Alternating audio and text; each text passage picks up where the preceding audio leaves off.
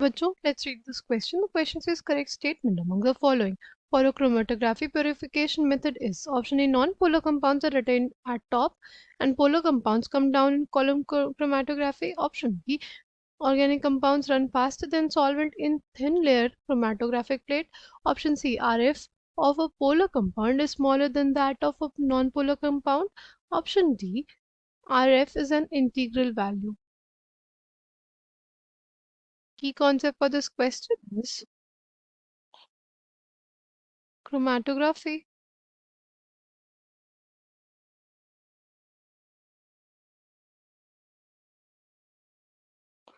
Right?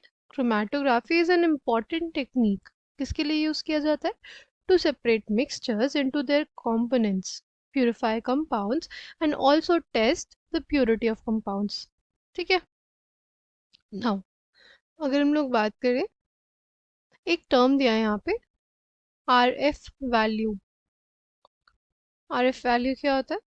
RF value इसका full form होता है basically retardation factor.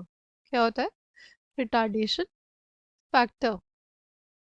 Right? It is distance traveled by distance traveled by the substance by the substance from the baseline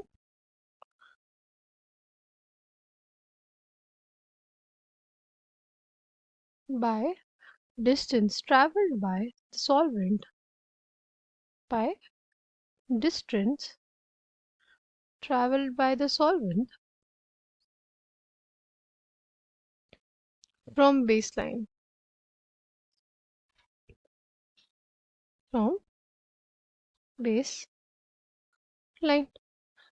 यहाँ पे दो तरह की chromatography की बात की गई है, एक थिन लेयर क्रोमेटोग्राफी और एक कॉलम क्रोमेटोग्राफी. ठीक है? तो कॉलम क्रोमेटोग्राफी में क्या होता है? कुछ ऐसी हमारे पास एक कॉलम रहता है. राइट? कुछ ऐसा हमारे पास कॉलम रहता है. ठीक है? और इसमें क्या होता है? इसमें हमारे पास प्रेजेंट होते हैं एडजॉर्बेंट्स. इसमें क्या प्रेजेंट होता है हमारे पास? एडजॉर्बेंट्स प्रेजेंट रहता है. ठीक है? इसके एक एंड पे यहाँ पे क्या लगा रहता है? एक स्टॉप कॉक लगा रहता है. ठीक. अब जो हमारा मिक्सचर हमें सेपरेट करना है, राइट, जो मिक्सचर हमें हमारा सेपरेट करना है उसको टॉप से ऐड कर देते हैं. ठीक. और उसके साथ एक लिक्विड ऐड करते हैं. राइट? प्रोपिएट लिक्विड हम लोग उसमें ऐड करते हैं. ठीक है? नाउ जो हमारा सॉल्वेंट हमने ऐड किया है, राइट, वो मूव करेगा इस कॉलम में. और जो हमारा मिक्सचर ऑफ कंपाउंड्स था वो भी मूव करेगा. जो जितना ज़्यादा स्ट्रांगली एब्जॉर्ब होगा वो उतना कम वो उतना कम मूव करेगा. मतलब अगर हमारे पास जो मिक्सचर ऑफ कंपाउंड्स था, राइट, उसमें कोई ऐसा कंपोनेंट है, उसमें कंपोनेंट मिक्सचर्स में कुछ ऐसा कंपोनेंट है जिसने स्ट्रांगली बाउंड किया होगा तो वो यहीं पे रहेगा. स्ट्रांगली बाउंड किया होगा वो मूव करेगा. सपोज यहाँ पे रहेगा, उससे कम स्ट्रांगली मूव किया होगा वो यहाँ पे रहेगा. राइट? जितना वो स्ट्रांगली बॉन्ड होगा उतना कम डिस्टेंस ट्रैवल करेगा. ठीक है? ये तुम्हारी कॉलम क्रोमेटोग्राफी की बात थी. कॉलम क्रोमेटोग्राफी के बाद हम लोग डिस्कस करते हैं थिन लेयर क्रोमेटोग्राफी. इसमें क्या होता है? इसमें ये, ठीक है, इस पे हम लोग क्या लगा देते हैं? एडजॉर्बेंट लगा देते हैं, या तो सिलिका या अलुमिना. ठीक है? एक सर्टेन लेयर. ठीक. फिर इसको डिप कर देते हैं किसी सॉल्वेंट में. ठीक. इसको डिप कर देते हैं किसी सॉल्वेंट में. एक पॉइंट होता है यहाँ पे, राइट, उस पे हम अपना मिक्सचर ऑफ कंपोनेंट्स हम लोग लगाते हैं, डालते हैं. एक ड्रॉप डाल दिया हमने सपोज. तो अब जो हमारा ये सॉल्वेंट है ये ऊपर की तरफ मूव करेगा.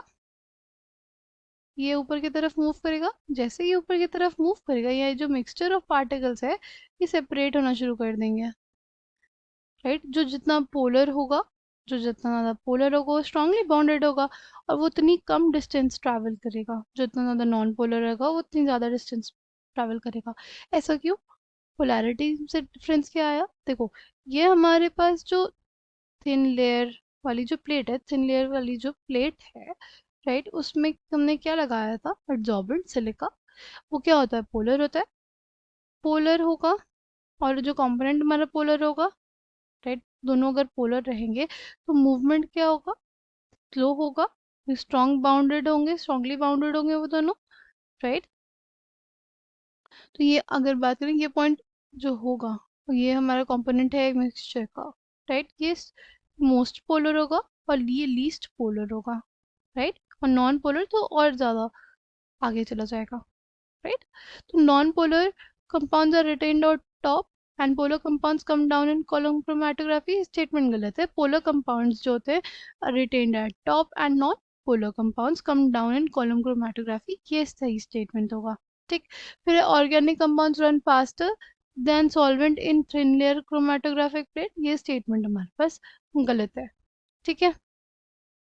जो ऑर्गेनिक कंपाउंड होते हैं, अगर हमारे पास पोलर होगा, अगर हमारे पास क्या होगा? पोलर होगा, तो वो फास्टर देन सॉल्वेंट तो नहीं हो सकता, राइट। नॉन पोलर होगा तो वो फास्टर देन सॉल्वेंट हो सकता है।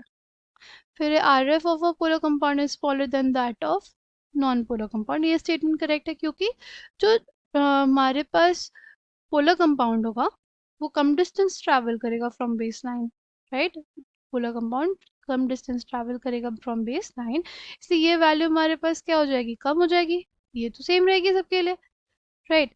सपोज हमारा पोलर कंपाउंड ने मूव की सिर्फ 1 सेंटीमीटर डिस्टेंस और सॉल्वेंट मूव कर गया 2, तो ये वैल्यू कितनी आ जाएगी? 0.5, राइट।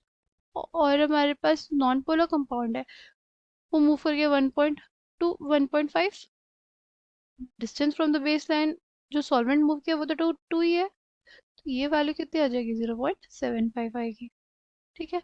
तो आर एफ वैल्यू जो नॉन पोलर कंपाउंड की होती है वो हमेशा ज़्यादा होती है, या ये कहें कि पोलर कंपाउंड की कम होती है, तो ये ऑप्शन सी करेक्ट है। R F is an integral value, ये स्टेटमेंट गलत है। आर एफ वैल्यू हमारे पास डेसिमल में भी हो सकती है, ठीक है। Correct answer for this question is option C. I hope you understood it well, thank you.